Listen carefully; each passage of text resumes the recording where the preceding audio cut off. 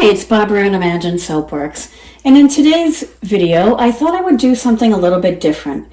Usually when I'm showing you a soap making video, I'm already doing it from the process where the lye water is mixed and my oils are already measured out, and I'm focusing mostly on the type of soap it is or the swirl that I'm doing.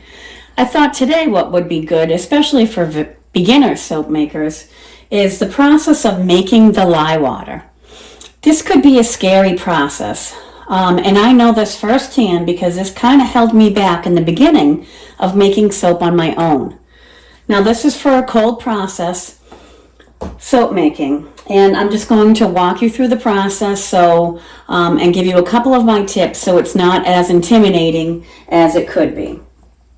The first thing I like to do is use a container for the water that is very tall.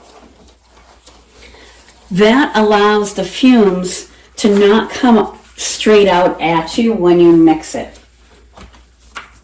I also, when using a tall container, need a very tall spoon. So you want the spoon as tall as possible also.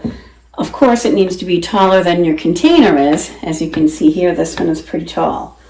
And I did not measure out the lye, so let me do that right now.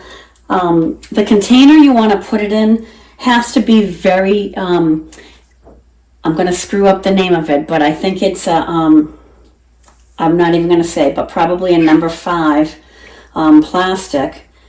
And I actually got this, this is like a test tube one that they use for science labs and whatnot. So I didn't want to have any issues with this because I use it over and over again. For the lye, I'm going to do it in a throwaway container. So we'll just put this on the measurer here. We're going to tear off the size, the weight of the container itself, so that's not in the measurement.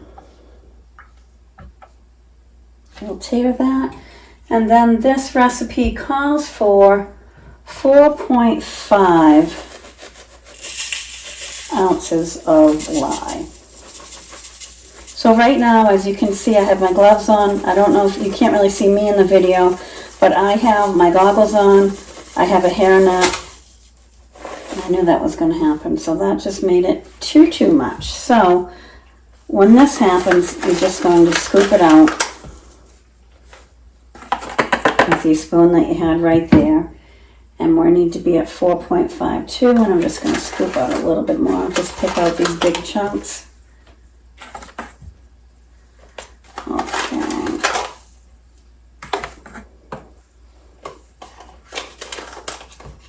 You want to make sure your measurements are exact because you're only using the minimum amount needed to make the soap change into the solid.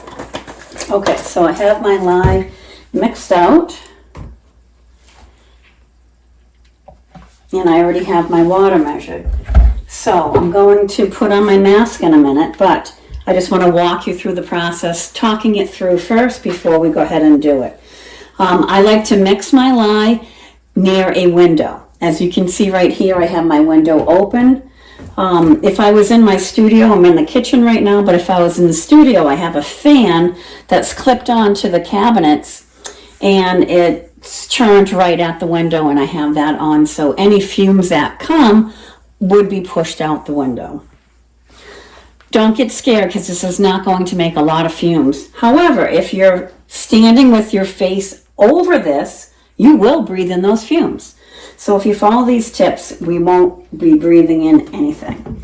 So as you can see, I'm trying to get this as close to the window as possible. I'm going to put my mask on now. And then what I'm going to do is slowly pour in the lye. Let me get my mask on first. Okay.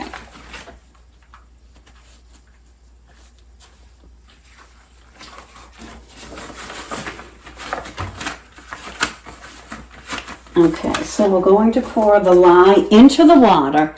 You never pour water into lye, okay? Lye goes into the water. Now you're going to stand as far back as you can reach.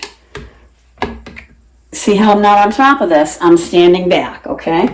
So we're going to stand as far back as you can reach. If I had a fan, that would be on. I have the window open, and I'm pouring it just ever so slightly,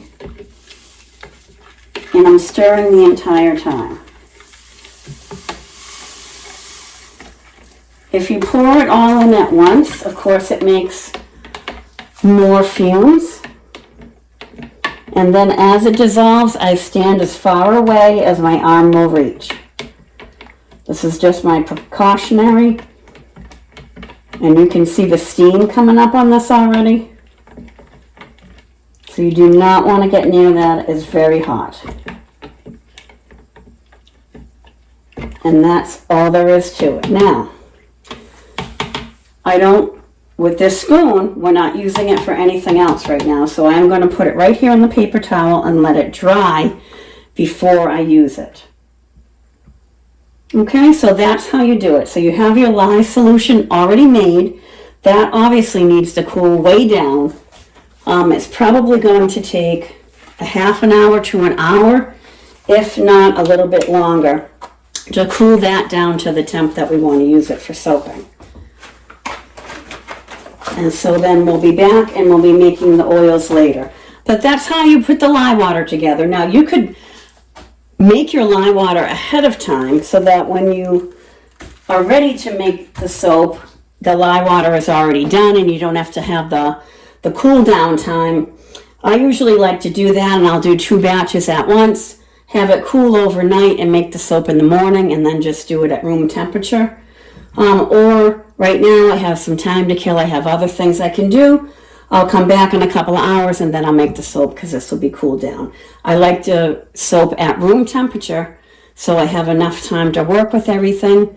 But that's how we do the lye water. So I hope you learned a thing or two today, and this will help you take the chance and go ahead and make the soap, because at the end, the result of you making your own soap is wonderful. Thanks for watching.